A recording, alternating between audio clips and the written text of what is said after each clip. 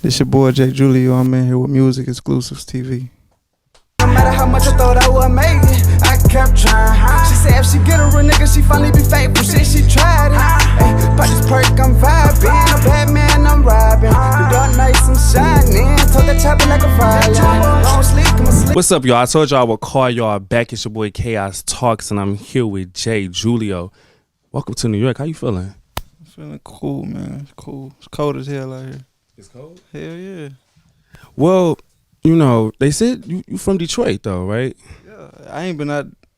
I done moved from Detroit probably about 4 or 5 years ago. I've been living in Florida. So many that you was from Detroit, and I'm from Detroit, too. So, yeah. So it was super dope for me to take this interview because congratulations on order. You know, just following your dreams, doing what you want to do, and pursuing music. Our city is it's a lot of things, but I want you to kind of tell me what's your Detroit experience like. I really don't know how to explain that, man. It's really a dog-eat-dog world out there. When you was able to get out, what was that like? Did music take you there? Yeah. That was gonna be a part of my experience, no matter what. Like music is like that's really what like I'm driven by. Like music, I express through my music.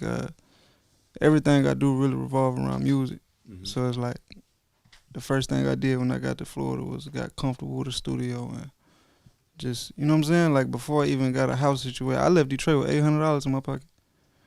And now I'm here today. So you from the east side or you from the west side? West side. Oh, for real? Okay, cool. We ain't gonna. All right, so tell me what it was like. You know, we got Detroit legends in music in general, but just when you in Detroit, it was funny because as soon as I heard the song "Used to Know," I knew. I'm like, this beat. It's something about the beat and the way that you flow. I already immediately knew. So tell me about some of your inspirations from Detroit. My biggest inspiration from Detroit, I have to say, probably my brother, Sada.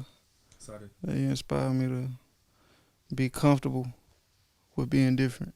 You know what I'm saying? Like putting my energy out there, like just going super hard. You know what I'm saying? Like just watching him over the course of the time. And I'd probably say niggas like Dope Boys Cash Out now. You got like It used to be that thing. yeah, like I ain't gonna lie. Kid always used to be one of my favorites, but you know, Rock, like we from the same hood, you know, a lot of the same people. Rest in peace, Rock, but yeah, Rock, Kid, Payroll, like them niggas, I grew up, you know, the whole Cartier thing started with them to me. With the gays on. You feel me? To me, like I'm younger, you feel me? I know a lot of other people probably gonna hear this and be like, what? Like, nah, like I don't take no credit from niggas like Blade or, you know what I'm saying, Telltone, none of them, but in my generation, Dope Boys, Cash Out, niggas like Sada, shit like that, Vezo, you know, the ones who we still see today. All right, so let's get into Used to Know. I want to know because that is a sample from Gautier, and that song is like a super smash hit, and it's something that I love music, I enjoy music. It's nothing that I would have ever put into hip hop. Tell me how that process was created in details, please. Well, I was already going through something, so I was feeling that already, but that sample probably would have never came to my head. Mm-hmm. But I was just going through my email, going through beats and shit in the studio, and I heard it, and it just fit. Like I walked in the studio, recorded it. In the song, I've been trying to understand who you're talking about. It sounds like friends, but it also sounds like it could be a possible relationship. It sounds like something that you had to let go of. It sounds like some people weren't appreciative. It sounds like you being on a come up. But for people who don't know exactly what you was going through, tell me about that. Well, I was going through two things at the time. So I was going through shit like with like brothers of mine, not like blood brothers, but like, you know, niggas I grew up with who same nigga who called my mama, I called, you feel me, the bros or whatever. I was going through a lot of shit with them, and I was going through relationship problems at the time. Mm-hmm. So no corny shit, but I had got my heart broke at the time. And then it's like everything that I've been through, like I always been a leader in my situation. I was always the youngest nigga, you feel me? Cause I was hanging around like the older kids. But like I took on the role to like, I always been a provider, no matter who I'm around. It's like if I love you, you one of mine, it's like I'm gonna go all the way out for you. So like, even when I didn't have it, or even if like times when I couldn't provide, I was providing for folks. I was doing a lot of shit, and a lot of people turned their back on me in the midst of what I was going through. So I just went in there and put that shit on the record, and it turned out how it turned out. That's what artistry is. You go through something, and you're young. You speak about being young. You're gonna look back, and your music is gonna remind you of that, and that's what you're supposed to do as far as art is concerned. Now, you've had like people embrace you in this music game, such as Sada Baby. You guys went on a tour together, correct? It wasn't like a tour. Like he had a lot of shows in different cities or whatever, but it wasn't like labeled a real tour. So I wouldn't say tour, but yeah, I done been on the road with him for the longest. Yeah. We was outside, yeah, for sure.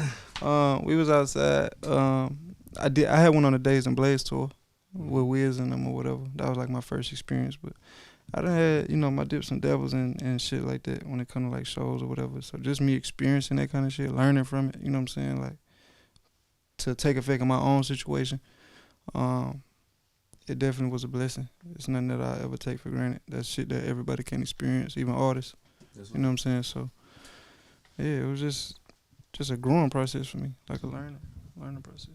And I did a little bit more research about I believe it was like something about a home invasion, and it was a girl in the house, but also like the woman, she said he's a good kid, correct?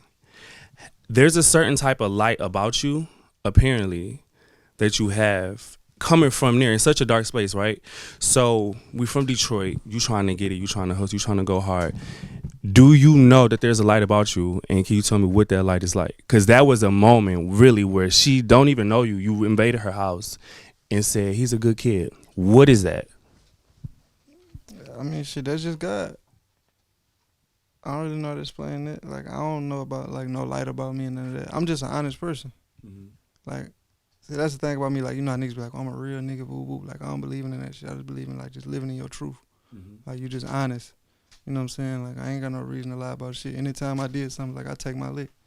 But tell me about, because you got a daughter. Tell me about how, you got 2 daughters? What? So tell me about how you want them to look at you. The best man that it'll ever be. I want to provide an example for, when they get older, what a man should be like how they should be treated. You know what I'm saying? Like, I want them to learn from me. Like I was saying earlier, like, my daughter's my best friends. We talk like regular people on the phone. Like, my daughters call me, like, what you doing? Why the fuck you ain't call me? I'm in the studio and call you back. Like, my daughters is very aware. But no, yeah, they're my best friends. I make sure they, as much as I can do, as much as I can teach, as much as I can install in them now, like, I try my best with it. That's my main focus over anything. So when it comes to your music, why should we be listening, and what are you saying in it? I feel like people should be listening because my music different. Like, my music started off as me expressing. I didn't rap I didn't start off rapping like, I'm gonna put this out and be a fucking rapper. Like, I didn't care about that kind of shit. That was just like, we grew up freestyling on the porch in the car, hotboxing and shit. So it's like, I had stopped writing at a certain age. I can't tell you when, but like, I just always I just love freestyling. So I go in there and I rap like what I know. Like, I just rap like situations or whatever. And yeah, I feel like what people get out of my music, or what I feel that they should, is like, it's okay to be yourself. It's okay about what you've been through. Like, you ain't got to worry about nobody judging you. You can't really base yourself or situations off that kind of shit. You just got to live your life. You know what I'm saying? Like, I'm a young nigga grinding right now, but I'm grinding the right way. You got to be creative. It's okay to, you know what I'm saying? Like I said, shit that I learned from Sada. Like, it's okay to go in there and try to be an artist other than the regular rap nigga because they got the jewelry and the clothes. That's what most people see. So, like, I talk about that a lot. I want, like, the younger motherfuckers to, like, anything that I do, like, if I come out this bitch with some jewelry on, it ain't because I'm flexing on nobody and none of that. It's like, shit, I might like it, but at the end of the day, I feel like this is an accomplishment. So if you're gonna do something, it's like, don't do nothing that's short term. The streets on the short term. You lose everything if you try to get in the streets. And then the nigga who do got something out of the streets, they'll tell you they ain't got it all right now. So it's like, just, you know what I'm saying, while you younger, you definitely got to make the better decisions. Like, it ain't no such thing as not knowing better because you see it every day. What's next for you? Something just happened. Tell me about this label. What's going on? Can we talk a little bit? What's happening? I'm signed to Phantom Music Group. So just on some Detroit shit, right? So I'm listening to the music and I'm going through it. When you saying, what's this right here? So I look at Sada Baby. Obviously, I go to that, see what's going on. Whoa. And the two sides, the way that y'all slid, and it's called Two Sides, and the way that y'all slid on that, it was like the back and forth. Woo, woo, woo, woo. Verses, bars, metaphor, playing, all that. How did that? I need like the detail. I need from top to bottom. Who called who? Who picked the beat out? What happened with that? Let's talk. I was living in Atlanta at the time, and he was in the studio. Okay. And I had called him like on some just like seeing what he was doing type shit. And he was like, "Oh, I'm in the studio in Atlanta." I'm like, "Shit, I live in Atlanta." Word. He like, "Pull up." We went in there. I had got drunk as fuck. Okay. I wasn't drinking liquor at the time, but I had. You something light or dark? See, I only drink tequila now, okay. But at the time I was drinking some Moet. I had is it with Detroit people with Moet and the jeans and at the time, cause I wasn't never a drinker for real. This was years ago. Okay. So I wasn't no drinker at the time. I had stopped. I was with a little, you feel me, a little chick or whatever. Okay. Flew a little chick out. I had goddamn bottle of Moet. I go in the studio. He did like 3-4 records. I wasn't even counting on going like into the record. So I'm drunk as fuck, and he like go put a verse on it after he had did the first shit, and I'm like, "This the beat to that?" Yeah. So I'm like, "Fuck you mean go like nigga? I'm drunk." I ain't so I went in there, I did that shit, and shit, it turned out how it turned out. It was cool. Like that was the first record we had ever did.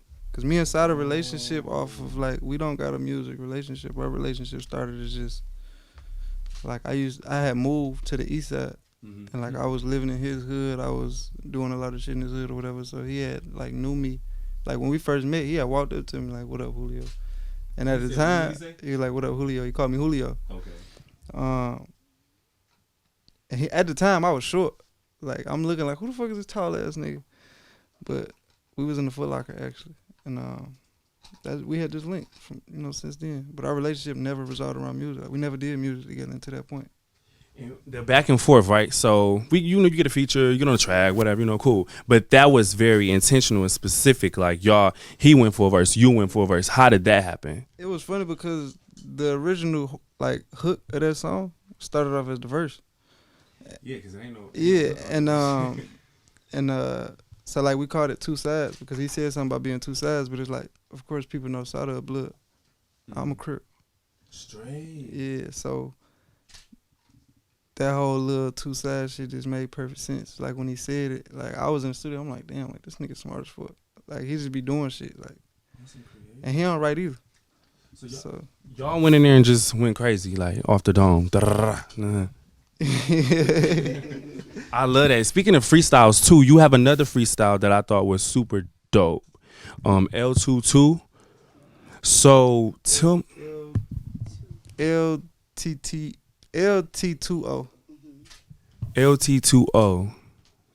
Off the dome. Man, when I tell you I love a freestyle, I love freestyle because it's really expression that's off the dome. This is how I'm feeling. It don't get no more organic than that. What's that about? What was that freestyle about? Well, it stands for Letter to My Ops. Oh. So yeah, it was, to some hoe ass niggas or whatever. I was on that kind of time at the time. You had a little time? Yeah, I had a little time. So okay. Yeah, just, some little shit was going on, and I just felt like shit. That's why I ain't mention nobody, because it's like a lot of shit be, like, it get deeper than music, so I was like, I ain't gonna go too far, but the moment I realized, like, I'm rapping about these niggas, I ain't really know what the song, like, to call the song, so I just named it that, like, Letter to the Ops, because I know that they was gonna eventually hear it and be like, man, this nigga, but. Okay.